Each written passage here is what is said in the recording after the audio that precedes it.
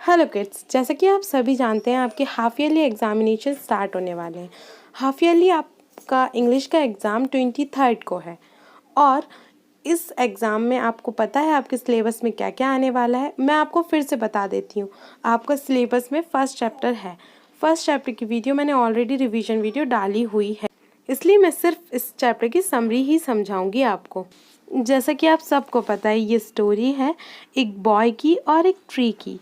वह दोनों एक दूसरे से बहुत प्यार करते थे। जब भी वह बच्चा स्कूल से आता था तो वह भागा भागा उस ट्री के पास जाता था और उस जब भी भूख लगती थी उस ट्री के एप्पल खा लेता था। कभी कभी उसकी ब्रांचेस को पकड़कर झूलता था, कभी उसके ट्रंक पर चढ़ जाता था। तो ये सब चीज़ें उसको बहुत अच्छी लगती थी।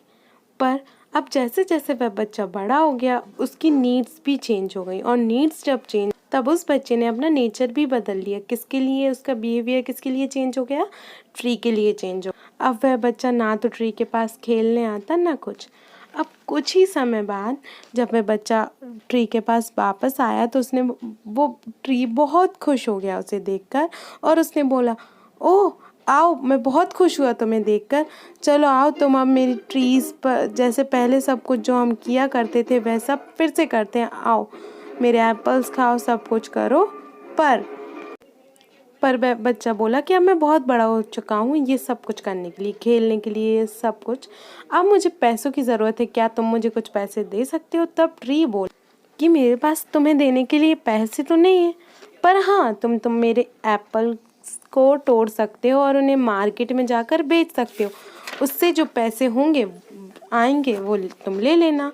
तो बॉय ने पूरे एप्पल ले लिए और लेकर उन्हें चला गया। अब एप्पल्स ले जाने के बाद वह बच्चा बहुत दिनों के लिए उसके पास वापस नहीं आया। उसके बाद थोड़े दिन बाद वह फिर वापस आया कुछ दिनों बाद, जब वह ट्री देखकर उसे बहुत ज़्यादा खुश हो गया। खुश होने के बाद उसने फिर से बोला, आओ और मेरी ट्रंक पर चढ़ो, मेरी ब्रांचेस पे झूलो, मेरे एप्पल्स खाओ, मेरी शेड में खेलो और खुश रहो। पर बॉय जो है वो बहुत दिन बाद आया था वापस। तो ट्री तो बहुत हैप्पी था पर वह बच्चा नहीं। और वह बच्चा बोला कि अब मैं बड़ा हो चुका हूँ ये सब करने के लिए, अब मेरी शादी होने वाली है, मुझे रहने के लिए घर भी चाहिए जहाँ मैं मेरे बच्चों और वाइफ के साथ रह सकूँ। क्या तुम मुझे हाउस दे सकते हो? तो ट्री बोला, नहीं मैं हाउस तो नहीं दे सकता, पर हाँ तुम मेरी ब्रांचेस कट कर सकते हो और एक घर बना सकते हो। तो वह बच्चा जो अब बड़ा आदमी हो चुका है एक, वह ले जाकर उसकी ब्रांचेस ले गया और घर बना लिया और ट्री बहुत खुश था। अब वह बच्चा फिर से बहुत सारे दिनों के लिए चला गया। ट्री भी बहुत दुखी था क्योंकि वह अपने बेस्ट फ्रेंड से नहीं मिल पा रहा था। अब जैसे ही कुछ दिनों बाद जब वह वापस आया आकर ट्री ने फिर से बोला कि आओ, मैं तो बहुत खुश हो गया तुम्हें देखकर, मैं इतना कि मैं आपको बता भी नहीं सकता। तो वह बच्चा बोला, जो यंग मैन बोला, I am going on a business trip, मैं एक बिजनेस ट्रिप पर जा रहा हूँ, मुझे एक बोट चाहिए जिससे मैं अपनी जहाँ डेस्टिनेशन है वहाँ पहुँच सकूँ। तो ट्री बोला कि एक काम, तुम मेरी ट्रंक काट लो और बोट बना लो और उसके बाद ले जाना। तो बच्चे ने, जो यंग मैन है, उसने वही किया। वह ले जा उसने ट्रंक काटी, अपने लिए बोट बनाई और चला गया वो तो बिजनेस ट्रिप पर। और ट्री वैसा का वैसा अकेला, पर ट्री अभी भी बहुत खुश था। अब आप देख सकते हैं आपकी स्क्रीन पर फर्स्ट इमेज जो है, वहाँ ट्री सिर्फ अब अपनी स्टंप के साथ रह गया है। अब बहुत दिन हो गए जब वह आया नहीं, ट्री भी बूढ़ा होने लगा और बहुत सालों बाद जब वह यंग मैन आया, पर अब वो बहुत ओल्ड मैन हो गया है, बहुत बूढ़ा हो गया है।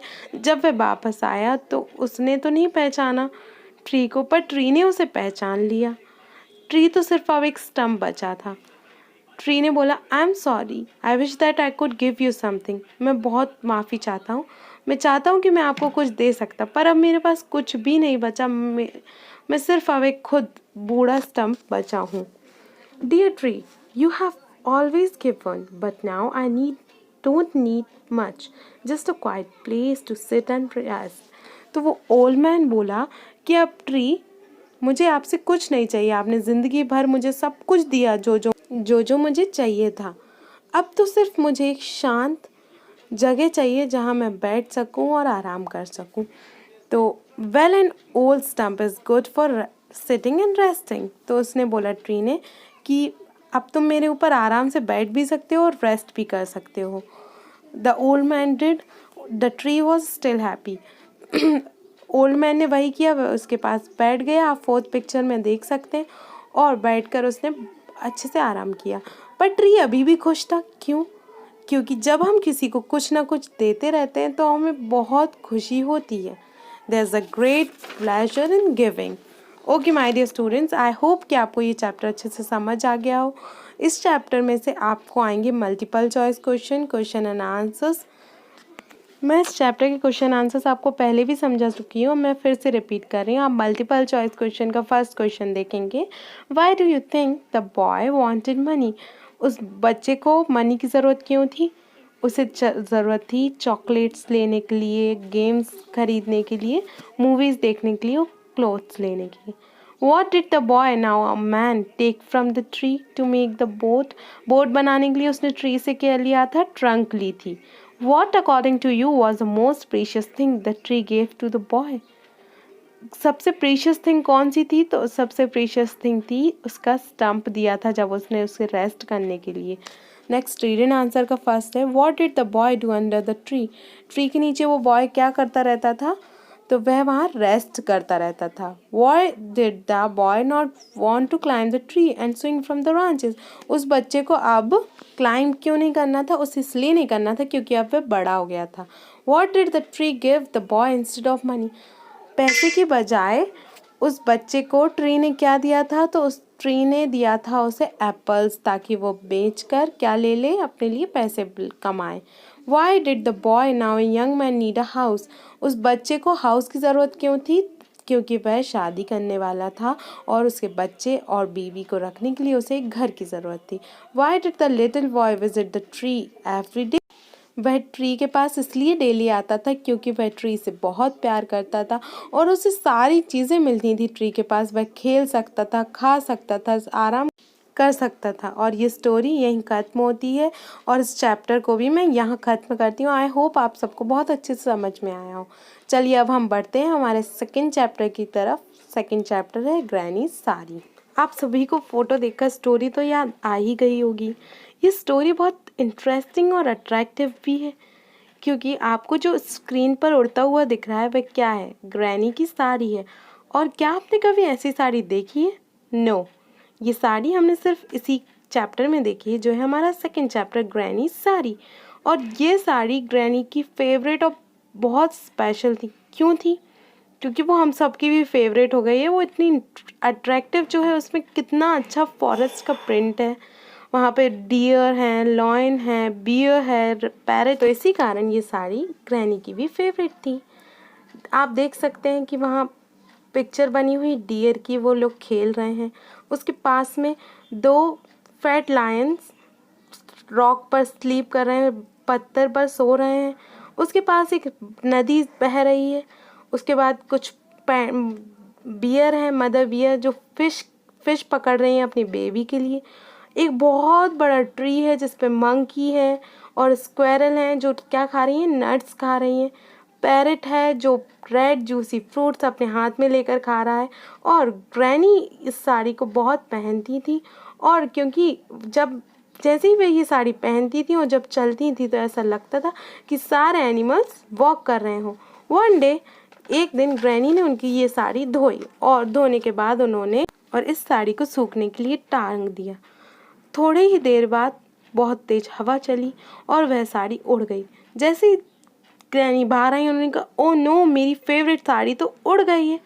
तो अनु ने बोला, डोंट वरी, आप चिंता मत कीजिए दादी, मैं आपकी साड़ी ढूंढूंगी, हम दोनों ढूंढेंगे। चलिए मैं आपकी हेल्प करती हूँ। अनु जो है वो ग्रैनी की ग्रैंड डॉटर है। सो ग्रैनी एंड अनु, अब ग्रैनी और अनु रोड पर पहुंची साड़ी को ढूंढते ढूंढते। वहाँ वह एक पुलिसमैन से मिली। Please mister policeman, said Anu politely, have you seen my granny sari? तो अनु ने पूछा पुलिसमैन से, क्या आपने मेरी ग्रैनी की साड़ी देखी है? Of course I have, said policeman. Policeman बोला, हाँ हाँ मैंने देखी है। Yesterday I was chasing a robber कल मैं एक चोर पकड़ रहा था। He had stolen things from a jewellery shop, और जिसने ज्वेलरी शॉप से कुछ ज्वेलरी चुराई थी। जैसे वो बहुत तेज दौड़ रहा था, वह बस पकड़ाने ही वाला था, इतने में एक ग्रीन साड़ी उड़ते हुए आई और वह उसके सर के आसपास रैप हो गई, और वह रोबर कुछ नहीं देख पाने के कारण एक ट्री में टकराया और मैं उससे पकड़ कर ले गया और मैंने उसे जेल में पकड़ा, और अब नेक्स्ट मुझे इसके लिए अवार्ड भी मिलने वाला है। तो अनु और ग्रैनी को साड़ी तो नहीं मिली।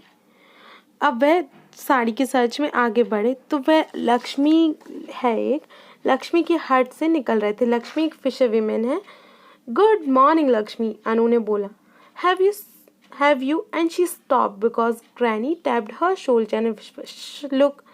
तो जैसे ही उसने गुड मॉर्निंग लक्ष्मी बोला, उसके बाद वो पूछने ही वाली थी क्या आपने हमारी साड़ी देखी है, इतने में ही उसकी दादी ने उसके कंधे पर टैप किया और उसे चुप कर दिया।